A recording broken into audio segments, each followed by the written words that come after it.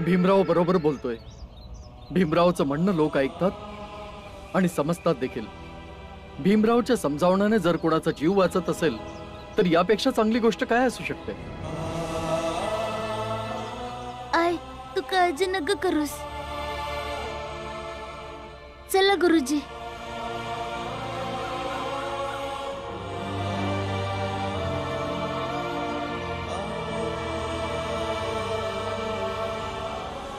हे बघा, सगळीकडे प्लेग पसरलाय।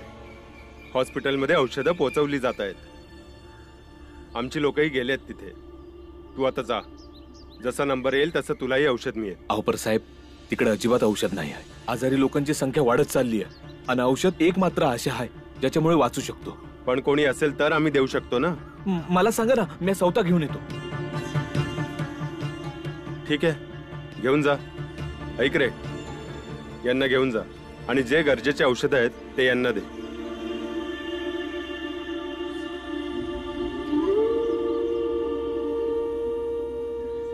साहेब, एक गोष्ट सांगू? हा बोल। तुम्हाला भेटून लय बरं वाटलं। इंग्रज सरकारमध्ये कुणी असा भी भारतीय अधिकारी आहे जो समध्यासनी समान समजतो। सगळे वाईट नसतात, बरेचसे असे अधिकारी असतात ज्यांना मानवता आवडते। एक गोष्ट सांगू, गोऱ्या लोकांमध्ये बरेचसे अधिकारी आहेत ज्यांना आपलं सरकार आणि आपल्या अधिकाऱ्यांचे अत्याचार अजिबात आवडत नाही, परंतु ते त्यांना थांबवू शकत नाही। म्हणूनच आम्ही लोकांची मदत करतो, कारण लोकांच्या सेवेपेक्षा मोठी अशी कुठलीच सेवा नाही। आम्ही भाग्यवान आहोत की आम्हाला तुमच्यासारखा अधिकारी भेटला, नाहीतर साताऱ्याचं काय झालं असतं? कारण की पुन्हा मुंबईची बातमी मी ऐकत असतो। धन्यवाद साहेब। ठीक आहे, चला। खोद, अजून खोद। या हवन कुंडाचा धूर समधीकडे पसरल तर रोग असाच पळून जाईल। खोद खोद। भाऊ, भाऊ, अरे तुझी काकी प्लेगनं मेली रे। अरे ये लवकर लवकर खोद। पंडितजी बरोबर बोलतायत। देव आपल्या संग नाराज आहे आणि म्हणूनच हे समज होतंय। लवकर लवकर खोद रे बाबा, लवकर। शिक्षक कोणी दुसरं नाही, तुम्ही स्वतःच देताय तुम्हासनी। आपल्या कुटुंबातल्या लोकांना आणि आपल्या जातीच्या लोकांना देखील। ज्ञान नका पाजू, आधीच आम्ही लय अडचणीत आहे। एवढेच ज्ञानी आहात तर आपल्या लोकांना मरणापासून का नाही वाचवू शकत? जर सगळं ज्ञान तुमच्या या शिष्यातच आहे तर त्याने त्याच्या जातीच्या लोकांना कुठे वाचवलंय? वैद्यजी, तुलना करून बघा, अगदी स्पष्ट समजेल की कोणते लोक जास्त मरतायत। जे लोक औषध घेत आहेत ते कमी प्रमाणात मरत आहेत, आणि जे लोक तुमच्यामुळे या गोष्टीवर विश्वास ठेवत आहेत ते जास्त प्रमाणात मरतायत। याचा अर्थ आमचा उपचार, आमची ही औषधं सगळी व्यर्थ आहेत। नाही वैद्य बुवा, माझी आई बी तुमचं औषध खाती, पण अशा वेळेला ते उपाय करत नाहीयेत, म्हणून हे मान्य करायला पाहिजे। बस झालं, तू नेहमी आमच्या धर्म कर्म आणि पूजा पाठच्या विरोधात बोलतोस। आता निघित ना, आम्ही जगू किंवा मरू, तुला काय करायचंय? जगल तेव्हाच पूजा अर्चना कराल ना। पूजा पाठ करत करत मेलो तर स्वर्गाला जाऊ ना। जर मेल्यानंतर स्वर्ग नाही मिळालं तर मरण्यावर पश्चाताप होईल ना। आणि ज्या कामावर पश्चाताप होत असेल ते काम करायचंच कशाला? माझं ऐका, आयुष्यापेक्षा जास्त महत्वाचं काही बी नाहीये। चला इस्पितळात।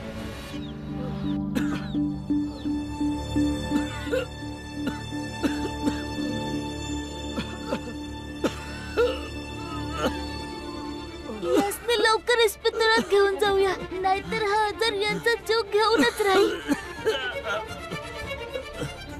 जर का पूजा अर्चना केल्यानं लेख बरं होऊ शकतो, मग तुम्ही तर यज्ञासाठी कुंड बनवत होता, मग तुम्हाला तर बरं वाटायला पाहिजे होतं ना। माझं ऐका आणि चला इस्पितळात। पूजा अर्चना त्याच्या जागी आहेत आणि आपल्या भावना आपल्या जागी आहेत आणि इलाज त्याच्या जागी आहे। तुम्ही इस्पितळात चला। मला नाही मरायचंय, मला नाही मरायचंय। मी इस्पितळात जाईन, मी इस्पितळात जाईन। हा,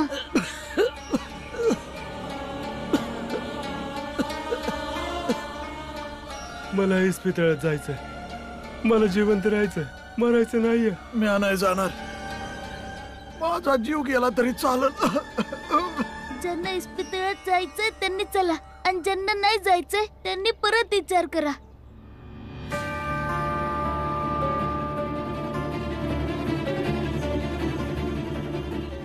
अरे कुठे जाताय मूर्खांनो?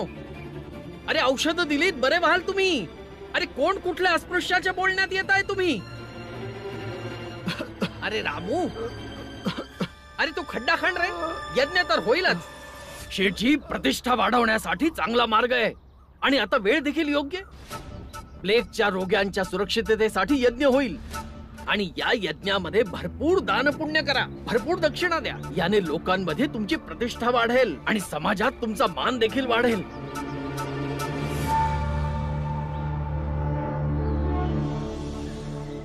हे पण चांगलेच लोभी आहेत. जेव्हा संधी मिळते तेव्हा हे माझ्याकडून पैसे उकायला बघतात. पंडितजी, यज्ञ तर सुरू होऊ देत. अहो साईजी, हा यज्ञ करून काय करायचंय? अहो आपल्या समाजातली लोक इस्पितळात चालली आहेत. धर्मासमोर मरणाला घाबरलेत मूर्ख लोक. अहो नाही हो पंडितजी, तो रामजी सकपाळचा पोरगा भीमराव तो आपल्या लोकांनी भडकवायला लागलाय. मग जाऊन थांबवूया भीमरावला. आता त्याच्या सांगण्यावरून दवाखान्यात चालले आहेत. उद्या त्या भीमराव आणि रामजीच्या सांगण्यावरनं क्रांतीसाठी उतरतील. चला तुम्ही इस्पितळात चला. तुम्हाला माझा तरस आहे, माझ्या जातीचा तरस आहे, पण आपल्या आयुष्यावर तर प्रेम आहे ना. मग आपलं आयुष्य वाचवण्यासाठी तरी इस्पितळात चला.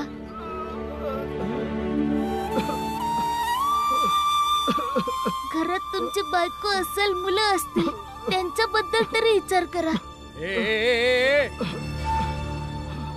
आमच्या जातीच्या लोकांना रोग काय झाला? तू तर लगेच संधीचं सोनं करायला निघालास. आमच्या लोकांना भडकवून स्वतःच्या बापाकडे पाठवलं सुचार करण्यासाठी. म्हणजे आयुष्यभर तू आम्हाला टोमणे मारू शकशील. आपल्या भल्यासाठीच हे समज करतोय, नाहीतर हे समजे औषधाशिवाय इथं मरून जातील. हे बघ भीमराव, तू आमच्या जातीच्या लोकांना इस्पितळात पाठवून लई मोठा गुन्हा केलायस. तू आमच्या धर्माच्या विरोधात जाण्याचा अपराध केलाय, आणि यासाठी तुला कठोरात कठोर दंड देण्यात येईल. काय पंडितजी? बरोबर बोलतोयस मंगेश. याला दंड देण्यासाठी ईश्वराने या व्यक्तीची निवड केली आहे. जरा विचार कर, हा भीमराव याला भडकवत आहे, आणि ही व्यक्ती प्लेगने पीडित आहे, आणि हा उठून याला स्पर्श करेल, आणि याला देखील प्लेग होईल, आणि याला तर आपण काही न करता स्वतःच दंड मिळेल.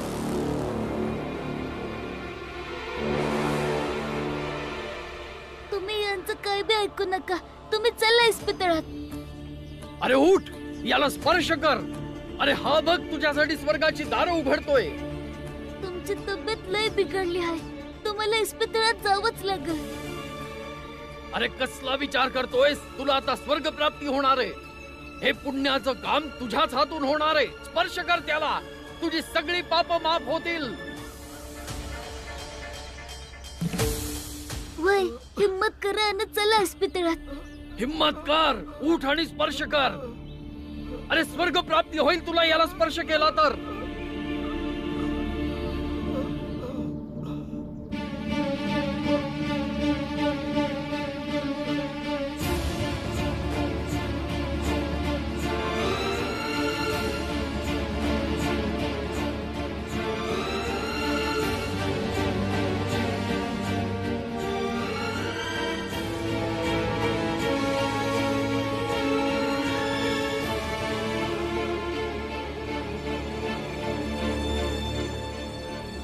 स्पर्श कर याला आणि स्वर्ग प्राप्त कर.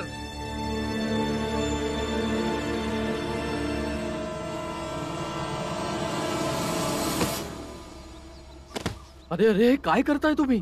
दंड देतो आहोत, त्याला दंड मिळायलाच हवा. आता तर धर्माविरुद्ध भाषण देत होता ना, आणि आता बघा मृत्यूला घाबरून कसा पळत सुटलाय. एकदा मृत्यूने पाठलाग करू दे पंडितजी, मग बघूया तुम्ही पण किती भाषणं देता. तुमच्या त्या शिक्षणाने तुमचं डोकं फिरलाय गुरुजी. ए बाबा ऐक, तुझ्यात जितकी ताकद आहे, जितकी क्षमता आहे, तू उठ. तोपर्यंत आम्ही त्याला पकडतो. आणि तसही तू मरणारच आहेस, तर काही पापी लोकांना घेऊनच मर. ठीक आहे ना? उठ उठ, चल उठ उठ. चला, तोपर्यंत आम्ही पकडतो. काय करताय तुम्ही?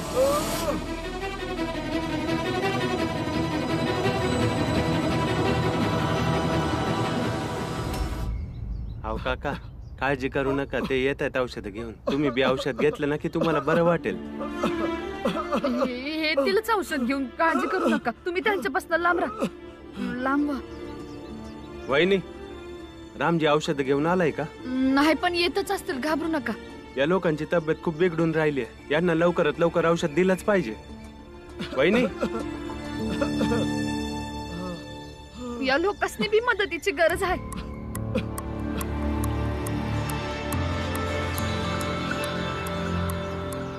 या, सांभाळून या.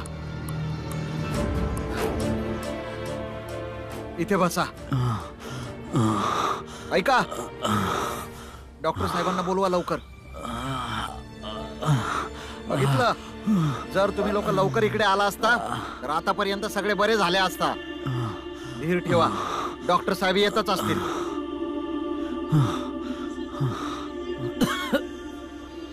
डॉक्टर साहेब, तुमच्या जातीच्या लोकांच्या त्रासाने हाल लय वाईट झाले. काहीतरी करा ना. हे बघा, जोपर्यंत तुमचा नवरा औषध घेऊन येत नाही तोपर्यंत आम्ही काही नाही करू शकत. रामजी औषध घेऊन आलेत. अरे हे तर आले, आता सगळं ठीक होईल. वय वय.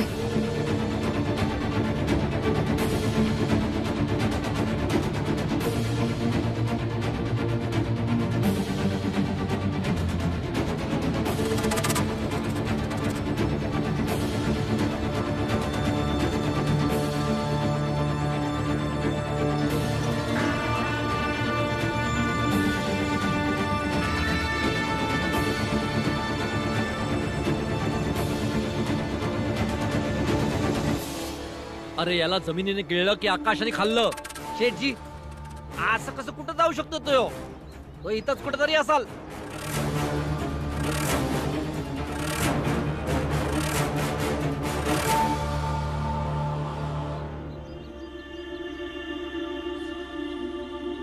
आरामात.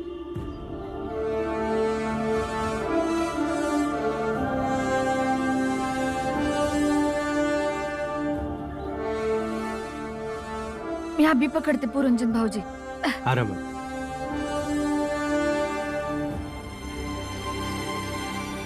शेठजी, तो इथंच आला होता ना, मग कुठीचा निघून गेला तो. एवढा सतर आहे, लपला असेल कुठेतरी.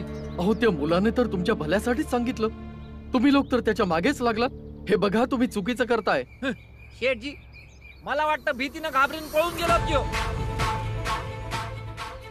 अरे थांब की, थांब की. काय करतोय? थांब आहे. लांब बैस, लांब बैस. आम्हाला पण रोगी बनवशील का? संपूर्ण गाव मारताय, संपूर्ण जग मारताय. या भीमरावला हा रोग का होत नाहीये? या महामारीमध्ये हा का नाही मरत आहे? आओ पंडितजी, जर तो भीमराव मेला ना तर अख्खा गावामध्ये मोठा सण साजरा करू की. काही लोक असे असतात जे उंदर पकडून आपल्या घरात सोडतात, कारण आपल्याला प्लेग व्हावं आणि आपण मरून जावं. हे आयुष्यभर लक्षात ठेवीन, आणि जे झालं त्याचा तरच बी लक्षात ठेवीन. अहो, हे काय बोलताय तुम्ही लोक? अहो, हे असं बोलणं तुम्हाला शोभा देत नाही. तुझ्या ज्ञानाची गरज नाही आम्हाला, समजलं? तुझं थोबाड बंद कर. पंडितजी, शेठजी, चला लवकर. आता माझ्याच्यानं त्रास सहन होत नाही आहे. मला इस्पितळात घेऊन चला. मला इस्पितळात घेऊन चला. अरे कुठे जाशील इस्पितळात? इथेच थांब आणि बघ, भीमराव दिसला तर त्याला स्पर्श कर आणि हा रोग त्याला दे, समजलं? म्हणजे त्याला दंड मिळेल.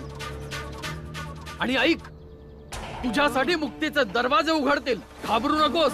अरे, जर तू तडफडून भरून जरी गेलास तरी इथून सरळ स्वर्गात जाशील, समजलं का?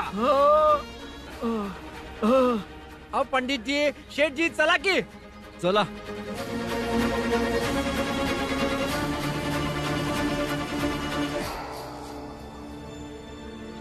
काय बघतोयस?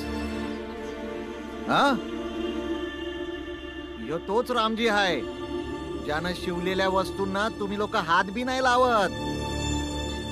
आणि आज ह्यो तुमच्यासाठी औषध घेऊन आला आहे. पर तुम्ही लोक याला घेऊ नका, असंच मरून जा. तुम्ही लोक आयुष्यभर याच्या बरोबर आणि याच्या कुटुंबासोबत भेदभाव आणि अन्याय केला आहे. पण आज बघा, ह्यो कुठलाही भेदभाव न करता तुमचा जीव वाचवायला औषध घेऊन आला आहे. अहो कुलकर्णी, ही येळ आहे का तर समद बोलायची? तुम्ही समद्याने औषध घ्या, काळजी न करता औषध घ्या. डॉक्टर साहेब तुमच्याच जातीचे आहेत. ते स्वतःच तुम्हाला औषध देतील, ते तुमचा इलाज करतील. पाहिजे तर नंतर शुद्धीकरण करून घ्या, पर आता इलाज करून घ्या. रामजी, आतापर्यंत फक्त ऐकलं होतं, पण आज बघितलं बी. ज्या घरातली मोठी व्यक्ती चांगली असेल ना, तिथे अख्खं कुटुंबच चांगलं असतंय. आता हेच बघ, तू यांच्यासाठी औषध घेऊन आलास आणि तुझी बायको आणि पुरंजन या लोकांची सेवा करतायत.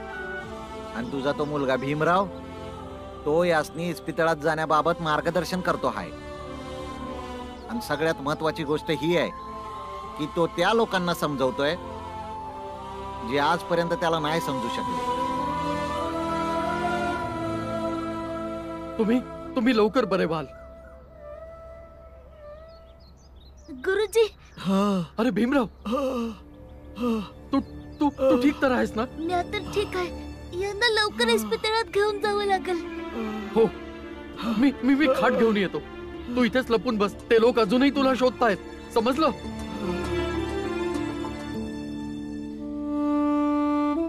काका, तुम्हाला काही बी होणार नाही. फक्त हिम्मत ठेवा.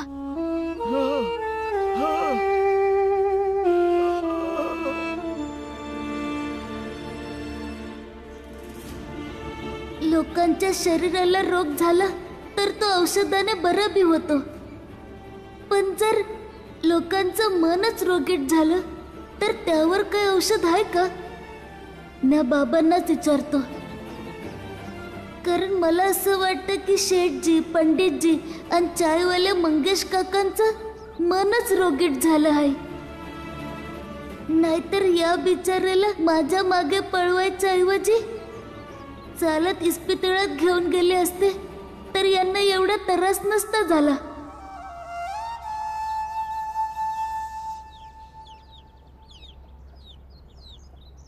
आनंद, वयात्या इकडे ये.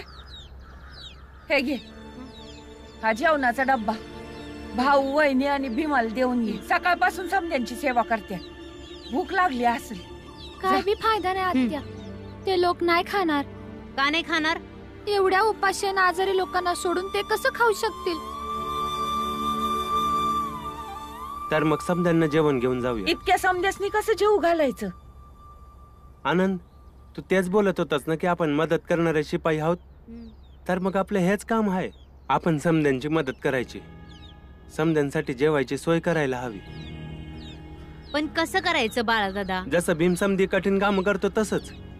माहिती आहे, आपल्या मंदी आणि भीम मध्ये हाच फरक आहे. आपण काय बी काम करण्याआधी 1000 वेळा विचार करतो की आपण काय करणार, कसं करणार. आणि भीम बिना विचार करता लगेच कामाला सुरुवात करतो. आणि आपण बी तेच करायचं.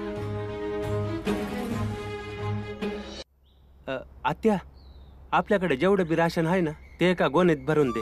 आणि आनंद, तू जा आणि आपल्या जातीच्या लोकांकडनं मोठे मोठे भांडे घेऊन ये. ठीक आहे? पर तू काय करणार आहेस? आपण राशन तिथं घेऊन जायचं आणि तिथे समद्यांसाठी जेवण बनवायचं. मी अभि सांग येणार.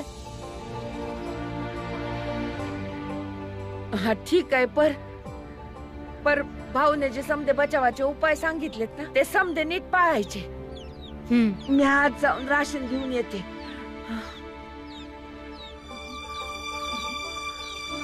आणि मी लगेच जाऊन भांडी घेऊन येतो. होय. आपल्याला अजून गोधड्या जमवाव्या लागतील.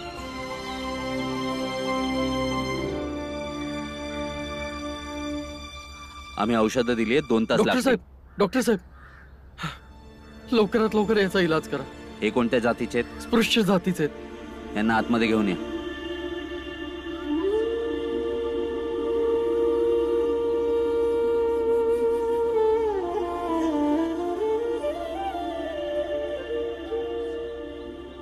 मला माहित आहे भीम की एका स्पृश्य जातीच्या रोग्याला मनवून इथपर्यंत घेऊन येणं तुझ्यासाठी किती अवघड झालं असेल. पण बाळा, हीच कठीण ईळ आहे. तुला पुढे लढण्यासाठी हिम्मत आणि बळ दे.